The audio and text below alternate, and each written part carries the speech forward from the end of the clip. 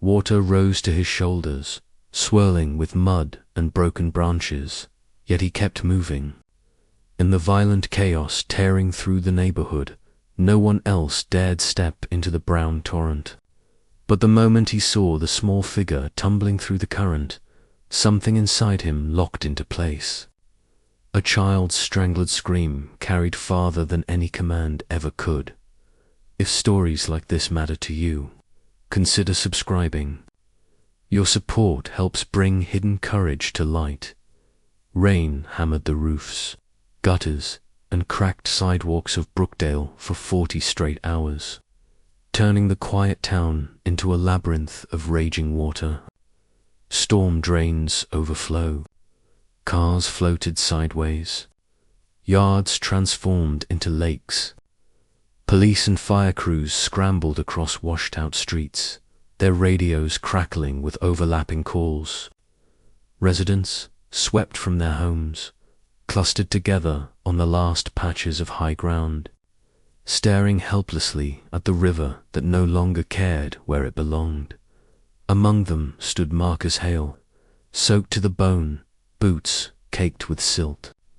He had been walking home after helping a neighbor sandbag a doorframe, when he caught sight of the crowd forming at the corner of Winston and Hillcrest.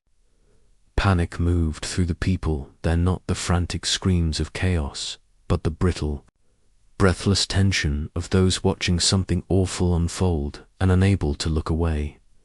Marcus pushed through until he saw what they saw. A child's blue jacket spun violently through the current, swallowed, resurfaced, and vanished again beneath the chopped water.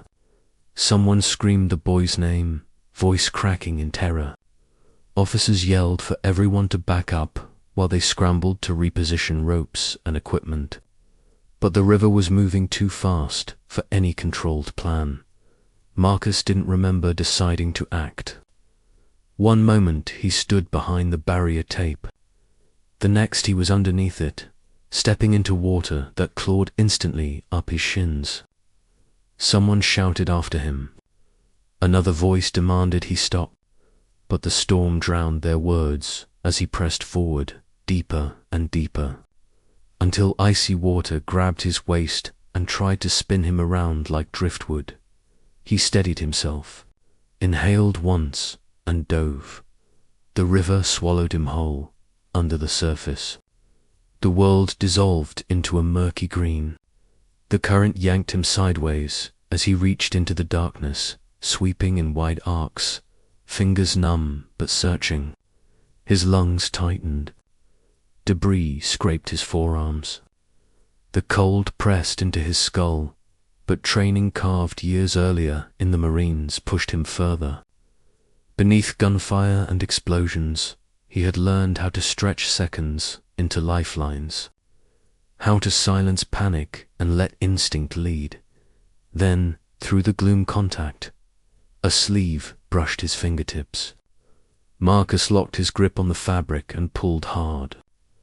The limp shape of a small body drifted toward him.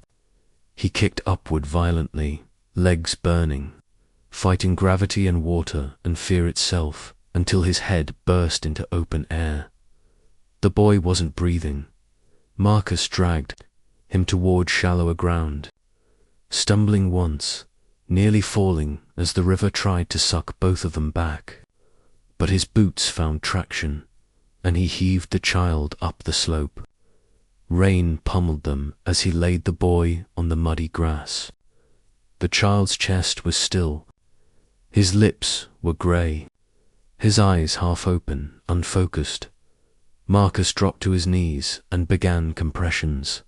Steady, rhythmic, 30 counts. 2 breaths, again.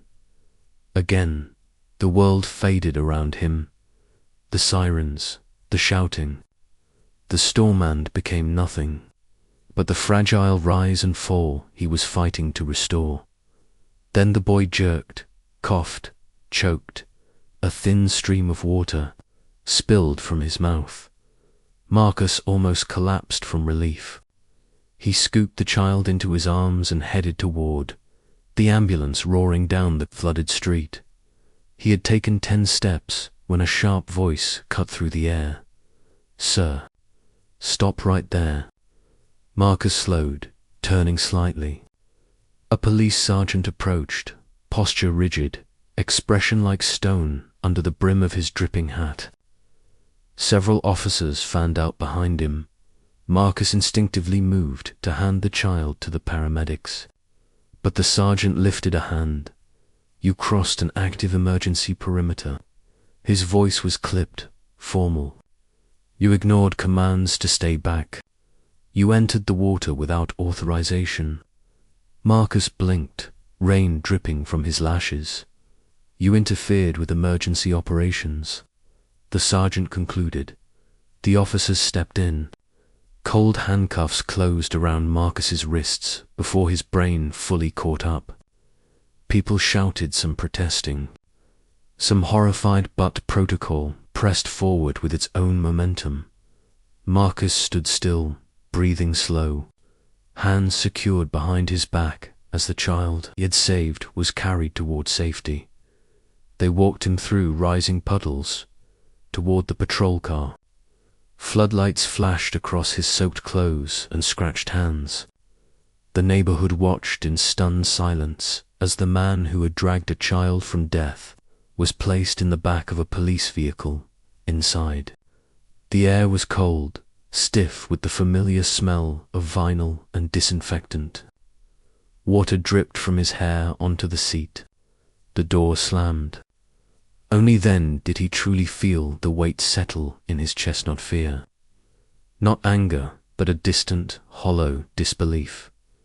At the precinct, they processed him like anyone else. Wet fingerprints taken on cold glass. Photograph under buzzing fluorescent lights. Personal belongings placed in a clear plastic bag. He answered questions with calm clarity, though each answer seemed to feed the narrative taking shape in the officer's reports. He had crossed a barrier. He had not followed instructions. He had acted independently of command. It didn't matter that he had saved the child's life. Those details lived in a different column of the paperwork, not the column that decided whether the law had been broken by midnight. The district attorney on call approved the charge. Obstruction of emergency operations. Marcus stared at the wall of the holding cell. The metallic bench cold through the wet fabric of his pants. The storm outside finally began to quiet, but inside, the air hung heavy with the sound of keys, radios, and officers discussing logistics. 6 hours earlier, he had been a bystander, then a rescuer now. He was booked as a criminal. He closed his eyes and listened to the faint hum of the overhead lights, remembering how similar it sounded to generators in distant deserts, places where choices were stark: act or lose someone, act or watch a life slip away. Out there, no one would have questioned why he'd moved. They would have thanked him for it. At dawn, they led him into a small courtroom for arraignment. His clothes had dried stiff, leaving salt-like stains across the sleeves. The judge glanced at the paperwork, barely looking up as the prosecutor read the charge. "How do you plead?" the judge asked. Marcus's voice was steady. "Not guilty." The judge nodded with mechanical efficiency and set bail at an amount Marcus couldn't immediately afford. The gavel fell. The next case was called. As officers escorted him back, the hallway buzzed with murmurs. A reporter snapped a photo. Another whispered into a microphone. His story had already escaped into the world, where strangers would shape it into shadows of the truth. For Marcus, the truth was simple. A child had needed him, somehow.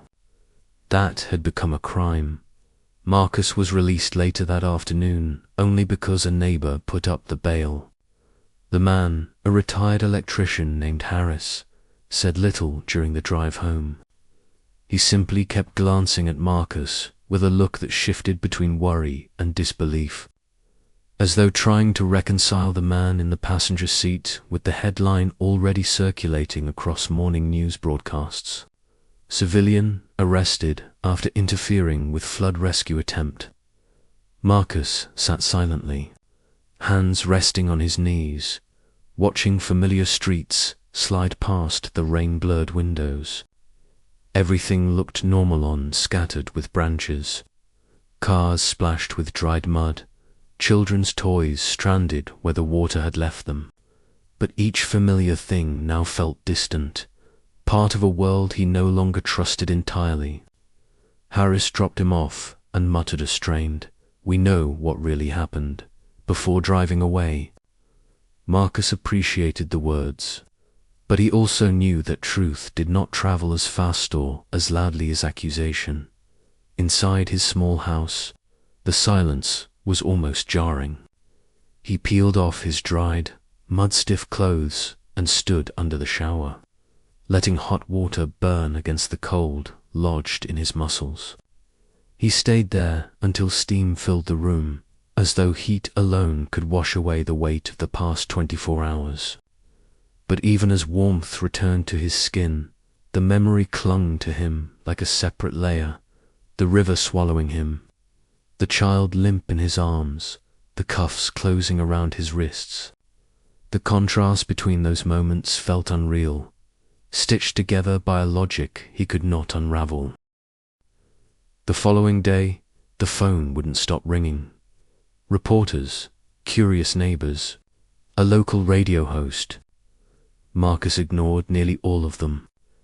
He had no interest in defending himself to strangers who'd already chosen which version of the story they preferred. But when the boy's parents called, he couldn't ignore it. The mother's voice trembled with gratitude that broke halfway through her sentences. The father spoke more quietly, the weight of what almost happened woven into every word. They didn't mention the arrest until the end, when the father said, with deliberate restraint, that they were trying to understand how this had happened. Marcus had no answer to give them. Later, his court-appointed public defender, a thin man named Ellison with permanent exhaustion around his eyes, arrived at his door carrying a stack of papers. They sat at Marcus's small kitchen table, sunlight struggling through the storm-stained windows, illuminating the uneasy mix of worry and resignation on Ellison's face. He explained that the prosecution believed Marcus had created operational confusion during the rescue.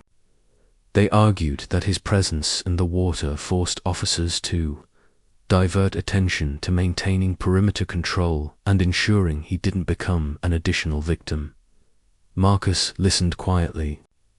Ellison continued, flipping pages, outlining potential outcomes.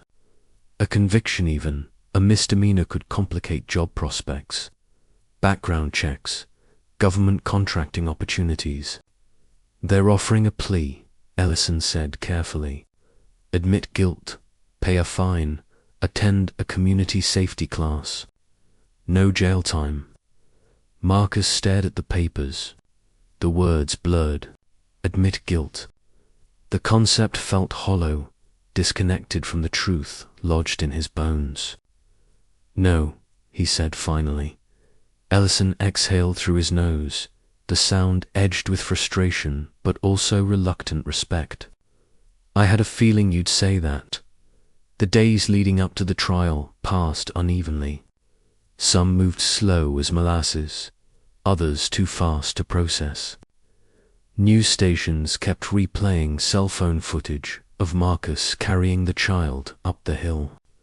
Footage that made him uncomfortable because it flattened the moment into something simple, hero-shaped, stripped of its fear and desperation. Another clip showed him being handcuffed, rain dripping from his hair, officers tightening the cuffs. The contrast between the two images was enough to stir public debate. Supporters left messages on his voicemail. Critics posted online that he was reckless, irresponsible, seeking attention. Others insisted the police had followed necessary procedures. Some questioned whether he had endangered the child by entering the water. People who had not been there, had not felt the cold grip of the current, spoke with certainty as though they had personally lived the moment. Marcus stopped reading the news. His world shrank to the inside of his house, occasional calls from Ellison, and the quiet pulse of his own thoughts. Night was worst. He would wake abruptly, lungs tight, remembering the boy's limp weight in the water or the metallic snap of cuffs around his wrists. He reminded himself repeatedly that the child was alive. That alone should have been enough to silence doubt. But the mind was rarely so obedient. 3 days before the trial, the boy's parents arrived at Marcus's door unannounced. The mother held a small bouquet of wildflowers.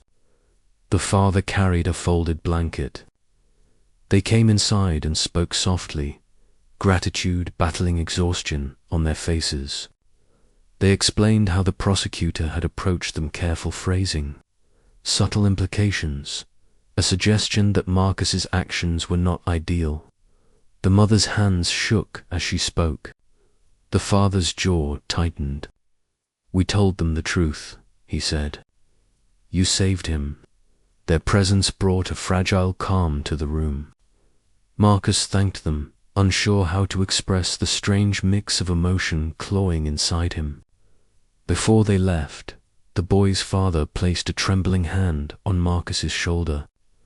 A brief but steady gesture that seemed to anchor the moment when the trial began.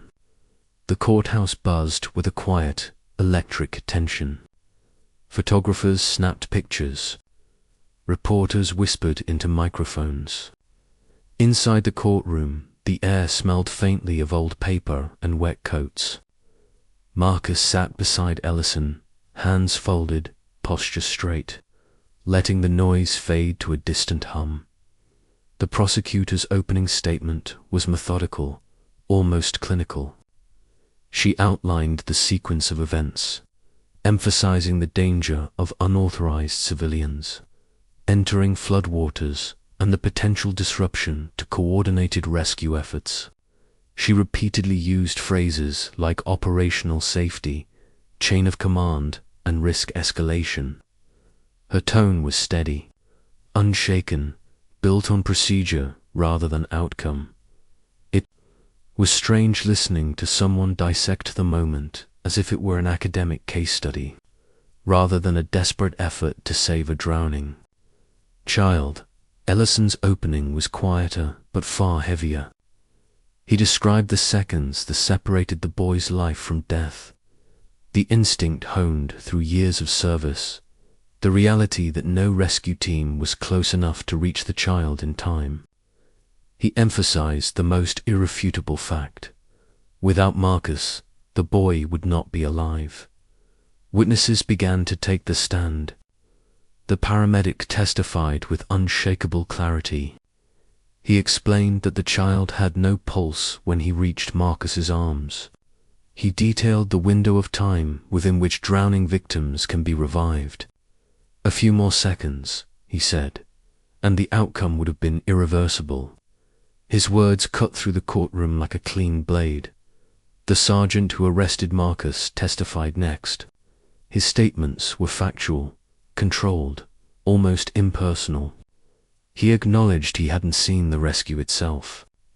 He arrived afterward, saw a breach of the perimeter, and acted based on procedure. During cross-examination, Ellison pressed him gently but firmly until the sergeant admitted he did not have full situational awareness at the time.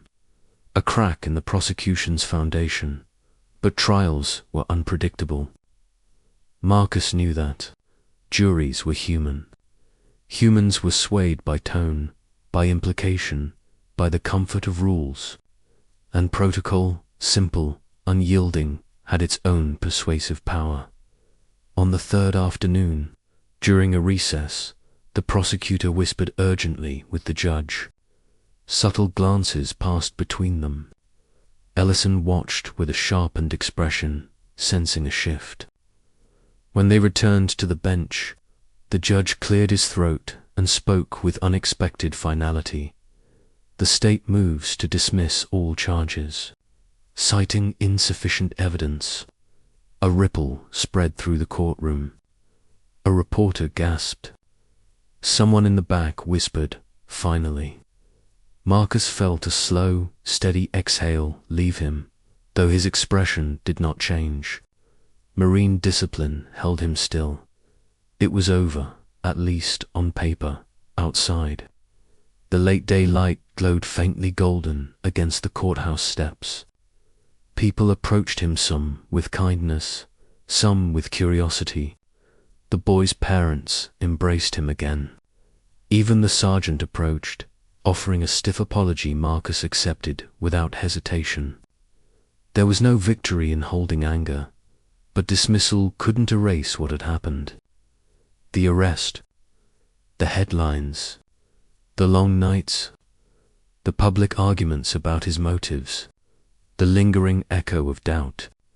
Marcus knew the legal system had cleared him, but the experience carved something deeper into him, something no judge could reverse.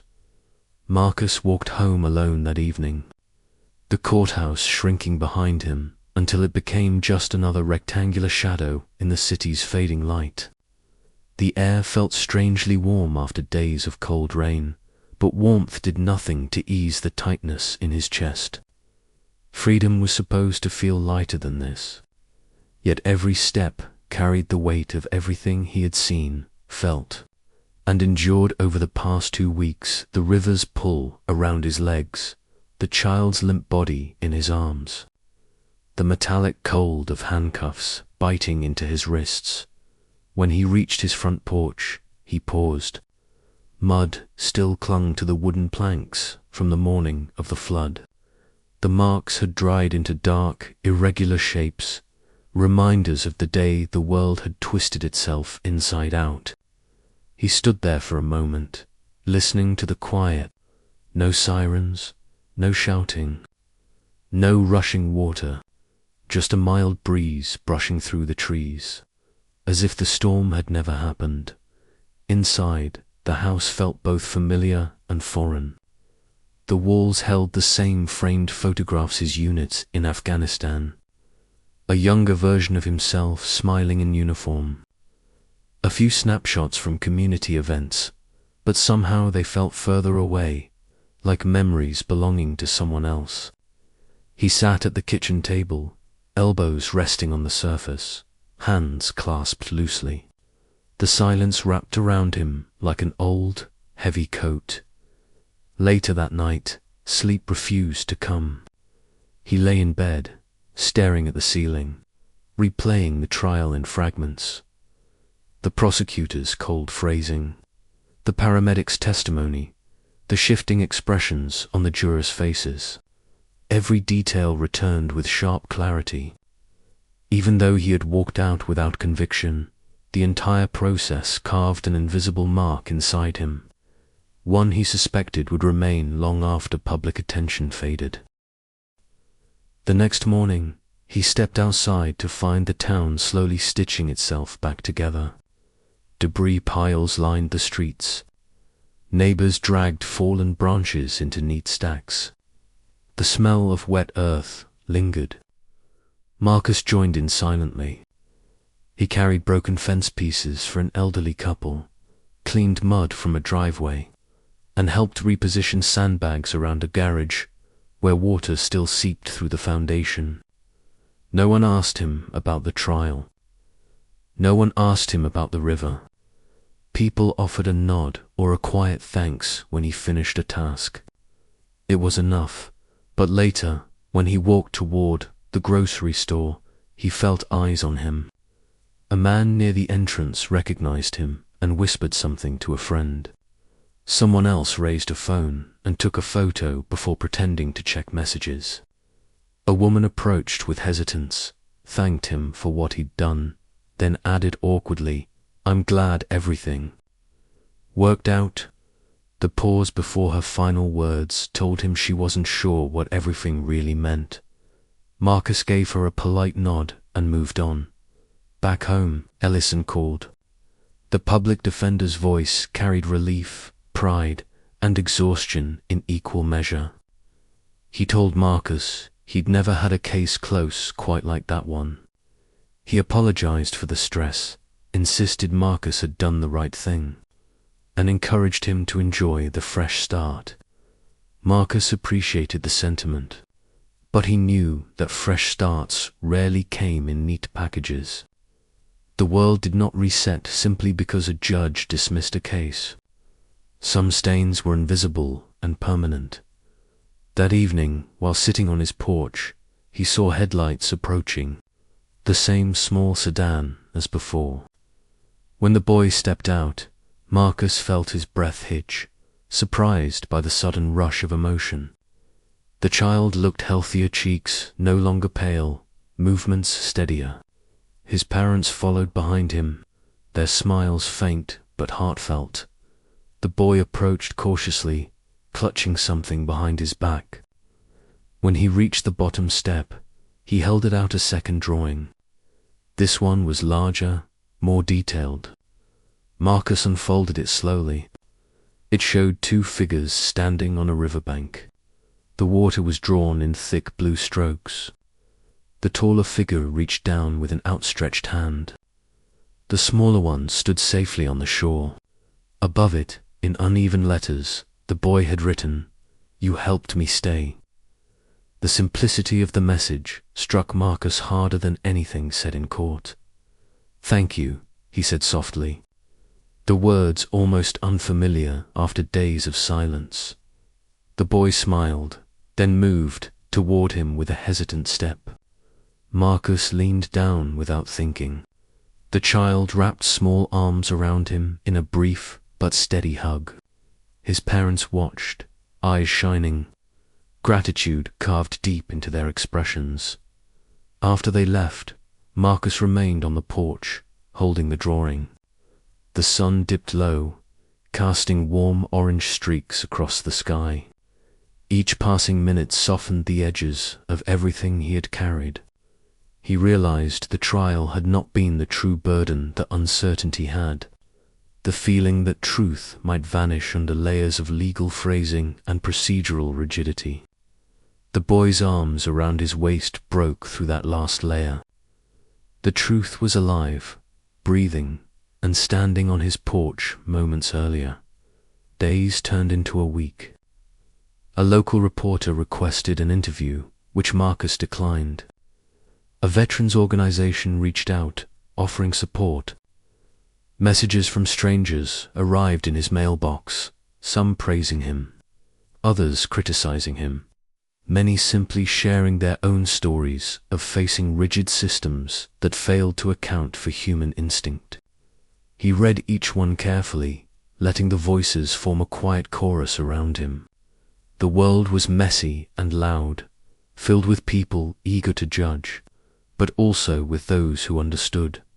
But the world also moved on. Other news stories rose and fell. Other storms came and went. The water receded fully from Brookdale, leaving behind mud-stained grass and warped fences. Life resumed its slow, familiar rhythm. Marcus found himself walking the riverbank a few days later. The current was calm now, moving with the gentle, indifferent ease of something that had forgotten its own violence. He crouched down and touched the water. It was cool, but no longer icy. Peaceful, but no longer dangerous. The sight of it stirred a quiet mixture of relief and heaviness. Nature forgot. Humans rarely did. As he stood, he heard footsteps behind him. Harris, the neighbor who had posted his bail, approached with a folding chair. "Thought I might find you here," he said, setting up the chair without waiting for a reply. They sat together in companionable silence, the kind that required no explanation. After a while, Harris spoke again, voice low and sincere. "You did right," he said. "Doesn't matter what anyone said. I've lived long enough to know that sometimes the world tries to punish the exact person who deserves thanks. Marcus nodded slowly. He didn't need validation, but he valued honesty spoken without theatrics. "How are you holding up?" Harris asked. Marcus considered the question carefully. "Tired," he said finally, "but better." Harris nodded. "That'll do." The two of them watched the river flow, its surface catching the soft shimmer of late afternoon light. The moment felt still, anchored, unhurried, something the whirlwind of the past weeks had rarely offered. Marcus let the silence settle, let the world breathe around him, and allowed himself to believe that healing didn't always arrive in a rush. Sometimes it came in small, quiet waves. That night, he sat on his porch again, holding both of the boys' drawings, the one with "Thank you, Hero," and this new one, "You helped me stay." He traced the uneven letters with his thumb.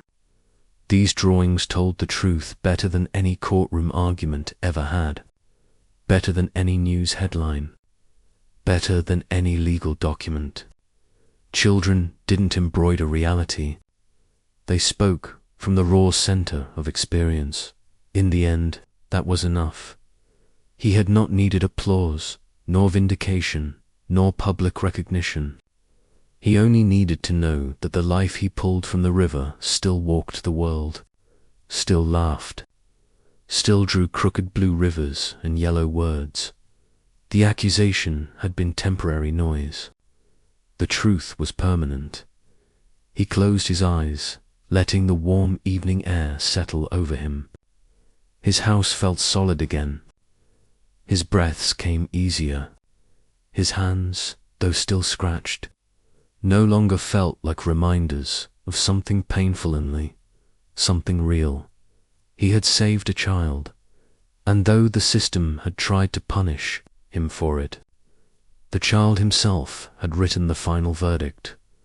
If stories like this move you, consider subscribing, and tell us what would you have done standing on that riverbank, with the water rising and a life slipping away.